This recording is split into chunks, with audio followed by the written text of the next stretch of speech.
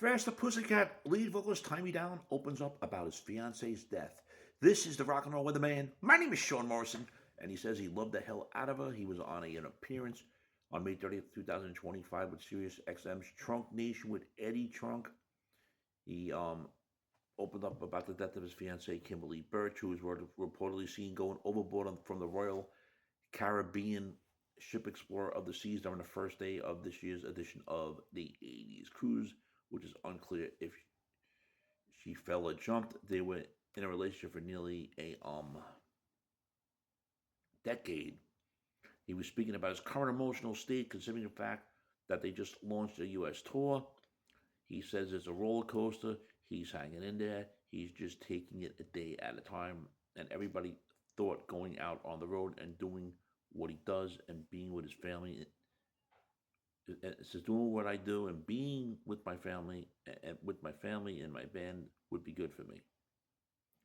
You know, I'm not saying FASTER PUSSYCAT has had major record sales over the years, but you know, keeping busy is always good to keep busy. He's taking the advice and he's doing it. He's said they're going out with some cool bands. Mentioning the show that they were doing was with Vane, and they're going to be doing a whole run with some people called the Super Suckers, the Rumors, and the Lonely Ones. And honestly, I have no idea who the fuck they are. Says they're all cool bands, etc. And they're wanting to do. Then there was a tour they wanted to do for decades. He was also asked if he personally feels it will be therapeutic for him to be on the road so soon after the death of his fiancée. He says his fingers are crossed. He thinks so. He hopes so. He's going to go out there and do what he loves doing, meet people with the people he loves, etc. He added, "This is just heavy shit. He's looking forward to playing shows and having fun." And asked if he'd rather prefer not to talk about what happened with his fiancée and not have people ask him about it. He says, "No, it's good to talk about it. It's good to talk about it with my friends, my closest friends, but I don't really want to talk about it with strangers because it doesn't seem appropriate." And then he goes, "It is what it is."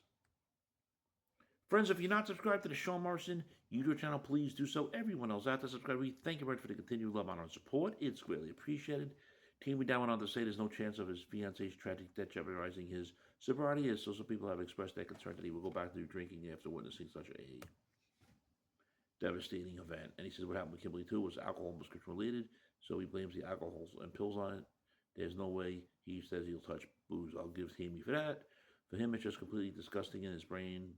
He knows what he means, so he's got some hatred for it. He loved the hell out of Kimberly, and he doesn't want to get into it what her psyche was at the time, because there's a lot of things that make up people's lives at a certain time of their life. It's been hard on everybody. So, friends, what do you think about what Taime Downe has said? You know, opening up about his fiancee's death and how he's coping with all of it. Your thoughts, friends. Shame, shame, shame.